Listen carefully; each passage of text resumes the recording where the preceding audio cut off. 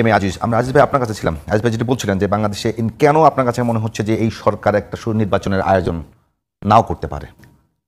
এ যাবৎকাল কোনো এই সরকারের কোনো লোকের মুখ থেকে নির্বাচন হবে এই শব্দটা পেয়েছেন? সব সময়ই কথা বলে নির্বাচনের কথা, তবে কিন্তু ইত্যাদিতে হতে পারে এবং হতে পারে শর্ত দেয়। এবং একদিকে ডক্টর মোহাম্মদ ইউনূস 13 দল এবং 14 দলের 2 মিটিংয়ে একই কথা বলছে যে এই পরিস্থিতি থেকে নির্বাচন হতে পারে। আর ওনার যাদের যে দলগুলোর প্রতি ব্লেসিংস আছে তারাও একই কথাই বলেছে। হ্যাঁ, এবং তিনি কখনো কিন্তু এখনো পরিষ্কার করে বলে নাই। লন্ডনের বৈঠকের পরে আপনিও এক্সপেক্ট করছিলেন নিশ্চয়ই ওই জাতীয় নিরাপত্তা উপদেষ্টা যার বিএনপি পদত্যাগ চেয়েছিল, সেই বললো না ইলেকশন কমিশন নির্বাচন ঘোষণা করবে, বলছিল না? হ্যাঁ, ওখানে যৌথ বিবৃতিতে বলেছিল। পরে চিফ ইলেকশন কমিশনার কি বললো? সরকারের সাথে দেখা করে মনোভাব বুঝবো। হ্যাঁ, মনোভাব বুঝার পরে চুপ। হ্যাঁ, এরপরে হঠাৎ করে দেখা গেল প্রেস সেক্রেটারি বলে দিল যে ডিসেম্বরের ভিতরে সকল ইলেকশনের প্রস্তুতি নেওয়ার কথা প্রধান উপদেষ্টা বলেছে। তো এখন এই 2টা মিটিং পরপর 3টে মিটিং হলো। প্রথম মিটিংয়ে আপনার এনসিপির সাথে বিএনপি মিটিং করতে গেল। অনেক জায়গায় তো ফখরুল ইসলাম আলমগীরের গলার ওই কার্ড ঢুকায় দেয়, মালা ঢুকায় দেয়, এনসিপির নেতার গলায় ঢুকায় দেয়, ফুলের মালা দেয়। হ্যাঁ, এখনো তো এনসিপির নেতা নাহিদ এখনো সরকারি বাসায় আছে। কি মনে করেন আপনি?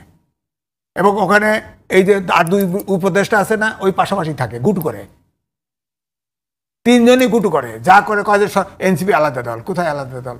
সরকারের অংশ, সরকারের দল, ওটা সরকারের দল। এখন আমি বলবো যে এখন যদি এই ফেব্রুয়ারিতে যেটা ইনডাইরেক্টলি বলার চেষ্টা করেছে, যেমন মোস্তফা কামাল হায়দার বলেছেন, তার কাছে হয়তো অনুমান হয়েছে অথবা তাকে দিয়ে বলাই দিছে, যাই করুক ফেব্রুয়ারিতে যদি নির্বাচন, অর্থাৎ ফেব্রুয়ারিতে নির্বাচন তো 4-5 দিনের ভিতর ঘোষণা করা, যদি ঘোষণা না করে তাহলে বিএনপির উচিত হবে, আমি উদাহরণ দিচ্ছি, 69 সালের আগে এনএসএফ ছিল আইয়ুব খান, এই এনএসএফ এর উৎপাতে কোনো আন্দোলন পাকিস্তানের এই খানের বিরুদ্ধে কোনো আন্দোলন তৈরি করা যায়নি, তারা দমন পীড়ন করে বন্ধ করে দিল। এরপরে মন্টু, সেলিম, খসরু এরা এই এনসিপিকে দমন করছে, দমন করার পরে এনএসএফকে দমন করছে, আন্দোলন চাঙ্গা হয়েছে, 69 সালে আন্দোলন হয়ে গেছে, এরপরে স্বাধীনতা যুদ্ধ চলে গেছে দেশ।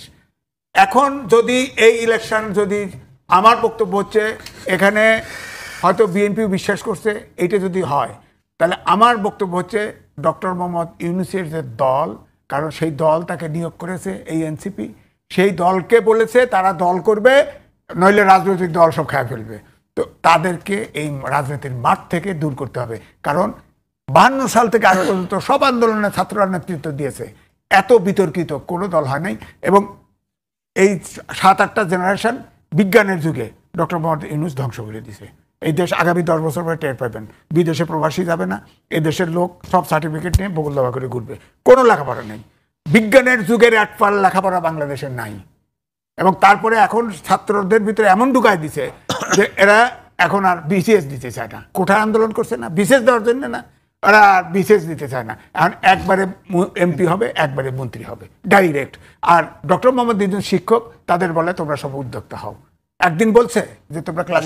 আপনাকে একটু থামিয়ে দিয়ে গোলাম মাওলা রনি আপনার কাছে আসবো একটু, যে পতিত শক্তিগুলো গন্ডগোল লাগিয়ে নির্বাচন আয়োজনের ভণ্ডুল করার চেষ্টা করছে, সাথে জামাতের আমির বা সাথে এনসিপির নেতা নাহিদের সবাই বলছে যে এই পরিস্থিতিতে কিসের নির্বাচন, এই 2টা জিনিসের মধ্যে কোনো সম্পর্ক খুঁজে পান কিনা?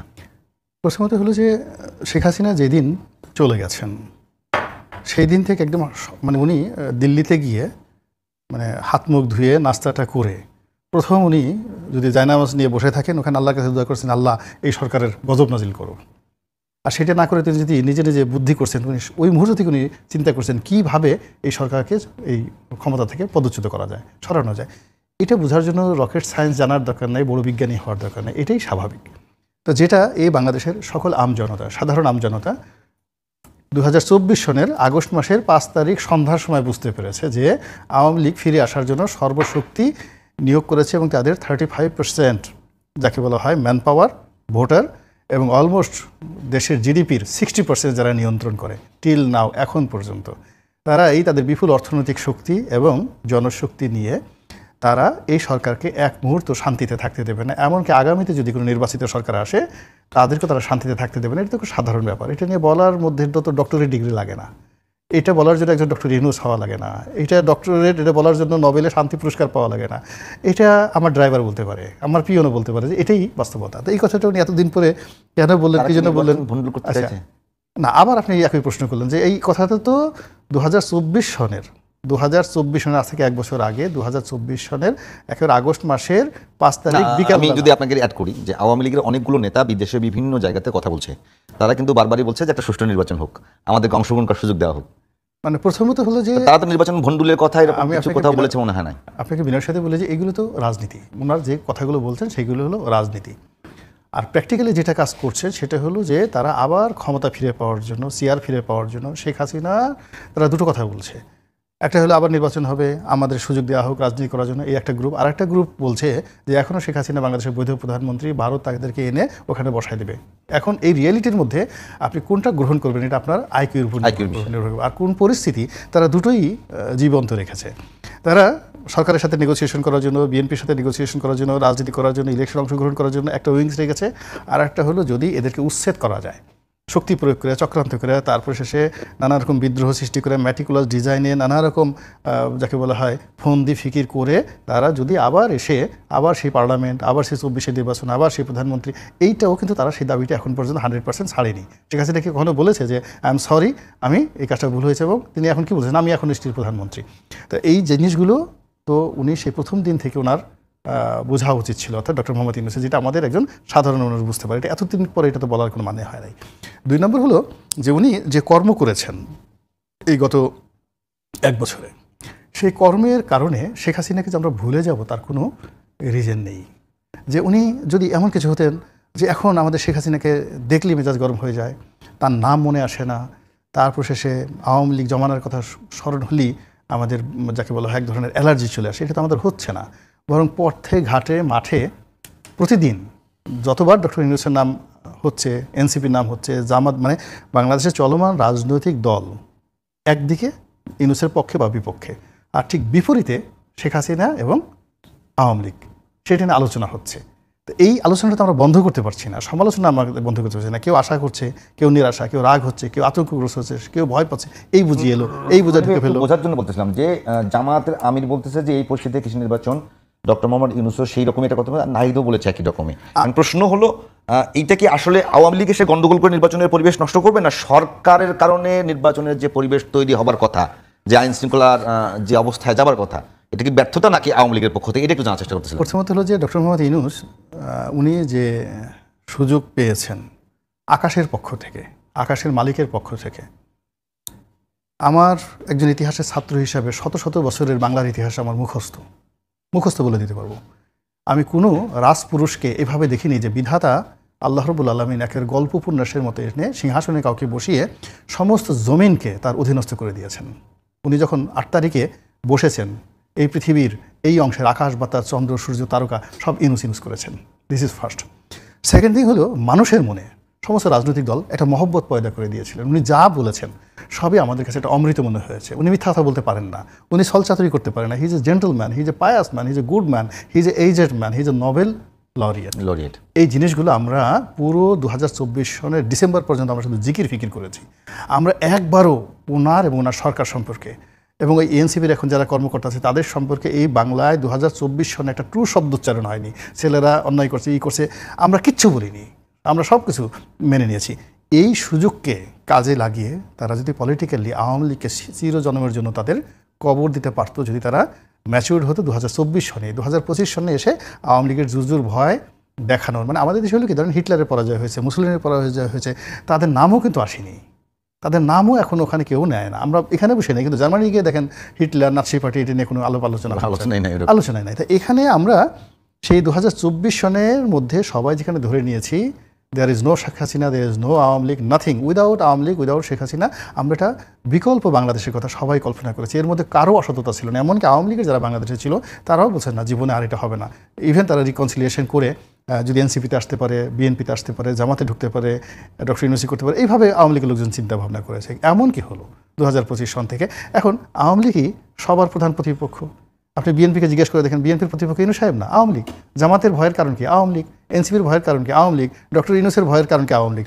তো সবাই যখন আপনি একটা মনুমেন্টকে খুব বেশি গুরুত্ব দিচ্ছেন এবং সমস্ত দৃষ্টি একজনের দিকে দিচ্ছেন, শেখ হাসিনা এবং আওয়ামী লীগ, আপনি না চাইলেও ও গুরুত্ব পেয়ে যাচ্ছে, এবং সেই ঘটনাই ঘটছে। ধন্যবাদ রনি ভাই।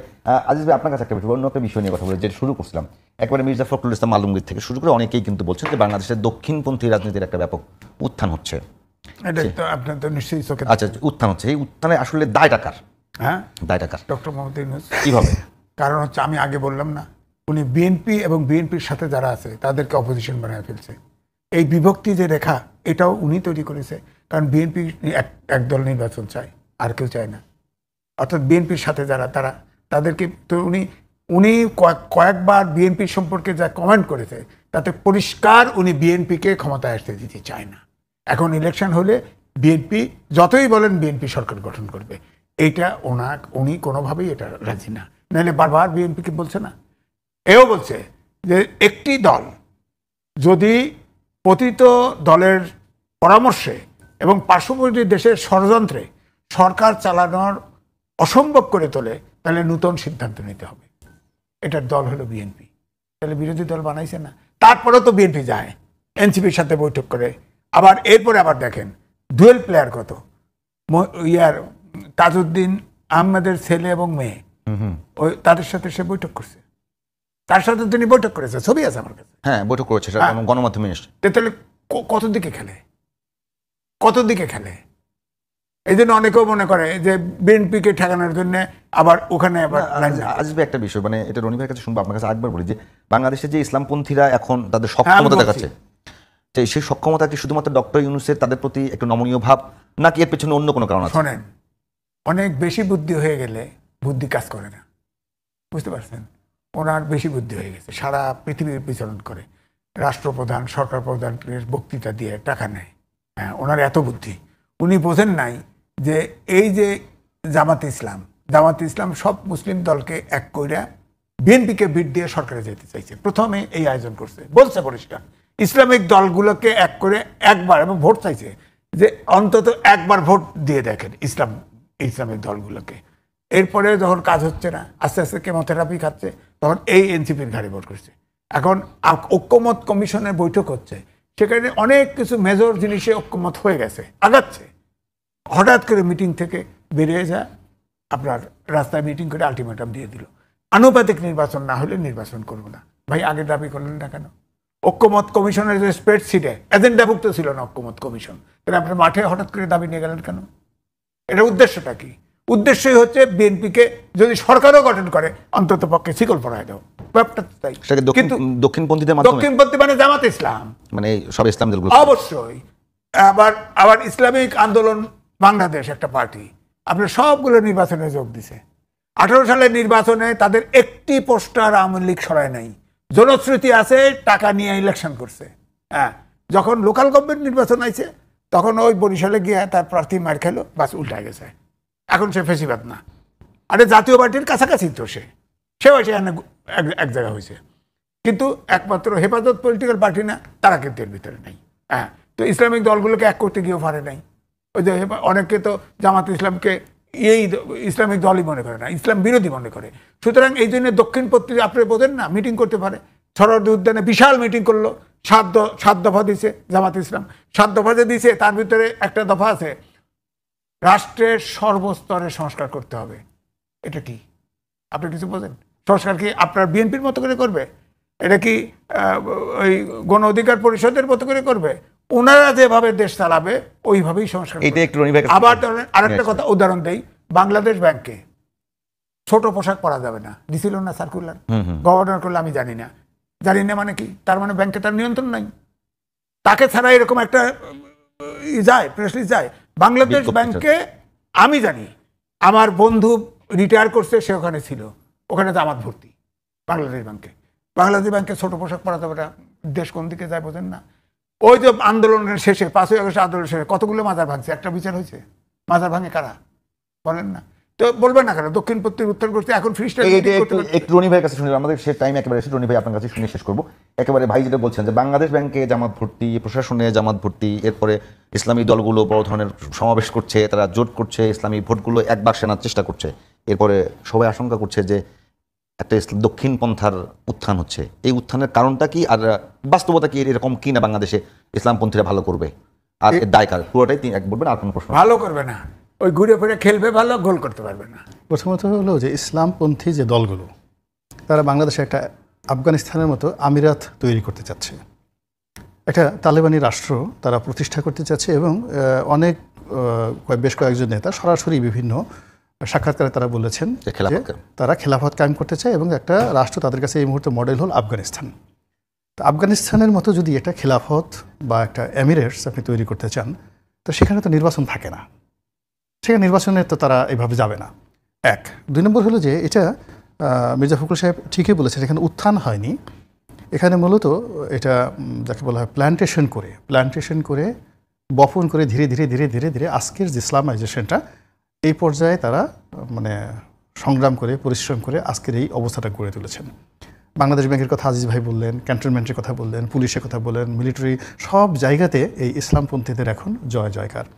দ্বিতীয়ত হলো যে এই যে শেখ হাসিনার বিরুদ্ধে যে ম্যাটিকুলাস যে ডিজাইনটা করেছে, এটার পেছনে সবাই ধারণা করে যে এখানে ইসলামপন্থীরা মাস্টার মাইন্ড হিসেবে কাজ করেছে। জামাতের টাকা ছাড়া, জামাতের ম্যান পাওয়ার ছাড়া এখানে আসলে এরকম এত বড় একটা বিপ্লব 15 দিন, 1 মাস, 2 মাস, 3 মাস যাবৎ চালানোর সামর্থ্য এই এনসিপির এখন যারা আছেন তাদের ছিল না। আমার কাছে অবস্থার দৃষ্টি মনে হয় যে তারা শুধু ঘোষণা দিয়েছেন, কারো পক্ষে শুধু ঘোষণা দিয়েছেন, পেছনের যত লজিস্টিক যে কর্মকাণ্ড এইগুলো সবই আসলে জামাত করেছে। এখন ভালো বলেন মন্দ বলেন, যেহেতু তারা বিজয়ী হয়েছে, এখন তাদেরকে নিয়ে তো কথা বলা যাবে না। এই জন্য জামায়াত ইসলামের সম্মেলন থেকে কিন্তু বলা হয়েছিল যে সবাই সবাইকে মাস্টার মাইন্ড বলে, কিন্তু এই আন্দোলন এবং এই অভ্যুত্থানের যদি একমাত্র মাস্টার মাইন্ড থাকে, সে একমাত্র মাস্টার মাইন্ড হলো আমিরে জামাত ডক্টর শফিক। অবশ্যই ডক্টর শফিক খুব ভদ্রতা করে বলছেন যে আমাকে মাস্টার মাইন্ড বলা হলো, আমি আসলে নিজেকে মাস্টার মাইন্ড মনে করি না। বোঝার চেষ্টা করেন, is so nice and technical কথা, শুনলে হৃদয় জুড়িয়ে যায় যে মানুষ এত ভদ্র হতে পারে, এত বিনয় হতে পারে, এত টেকনিক্যালি বলতে পারে, যে তার লোক বলছেন যে উনি একমাত্র মাস্টার, সে বলছে আমি এটা মনে করি না, আমি আমার এই সমস্ত পরিশ্রমটাকে আপনাদের সবার মধ্যে ভাগ করে দিলাম, আমরা আসেন ভাই ভাই সবাই সবার জন্য কাজ করেছি। এই যে অসাধারণ যে তার যে বক্তব্য, ইট মিনস যে তারা, আমরা বিএনপি যারা লোকজন তারা নির্বাচনের স্বপ্ন দেখছে, জাতির অনেক যারা ভোট দিতে চায় তারা একটা সিল দিয়ে ভোট দিতে চাচ্ছে, কিন্তু ইসলামপন্থী যারা আছেন তারা যদি শরীয়তি আইন কায়েম করতে চান, তারা যদি কোরআনের শাসন বাস্তবায়ন করতে চান, তারা যদি সৎ লোকের শাসন তাদের যে স্লোগান সেটা দিতে চান, তাহলে তো তাদের আসলে নির্বাচনের মাধ্যমে এটা সম্ভব না। নির্বাচনে ভোট আছে, জাল আছে, জালিয়াতি আছে, মারামারি কাটাকাটি, এখানে সততাটা 100% হয় না। তো এখানে হয় কি সিলেকশনটা হয় যেটা ইরানে আছে। এখন ওখানে একটা নির্বাচন হবে, ইরানে যেভাবে হয়েছে, এখন আয়াতুল্লাহ আলী খামেনির মতো আমাদের আমিরে জামাত সর্বোচ্চ ধর্মীয় নেতা হবেন, তিনি সব কিছু সিলেক্ট করে দিবেন। সেটা কি বাস্তবতা বাংলাদেশে আছে? সেই বাস্তবতার দিকে তো এখন আমরা এগুচ্ছি, এবং সেইভাবে তো সব কিছু হচ্ছে। আপনি দেখেন সেনাবাহিনীর যে এই বছর যে হচ্ছে, মানে নির্বাচনী বোর্ড হয়েছে, ওখানে নতুন একটা শর্ত যুক্ত হয়েছে, সেখানে সেটা হলো সৎ হতে হবে, মানে যারা প্রমোশন পাবেন তাদেরকে সৎ মানুষ হতে হবে। তো এই কথাটা আসলে এর আগে মানে প্রমোশন বোর্ডে কখনোই ছিল না সেনাবাহিনীতে। এই যে সৎ মানুষের শাসন বা সৎ হতে হবে, এটাই প্রথম, এটা জামাতের একটা স্লোগান, যেটা ধরেন ক্যান্টনমেন্টের মধ্যে চলে গেছে, সৎ দলের শাসন চলে যায়। ফলে আলটিমেটলি আমরা একটা যদি দক্ষিণ পন্থা দিকে দেশে এগোচ্ছে, আপনি ধরে নিতে পারেন যে দক্ষিণ পন্থা means it's a duplicate of Afghanistan. ধন্যবাদ জনাব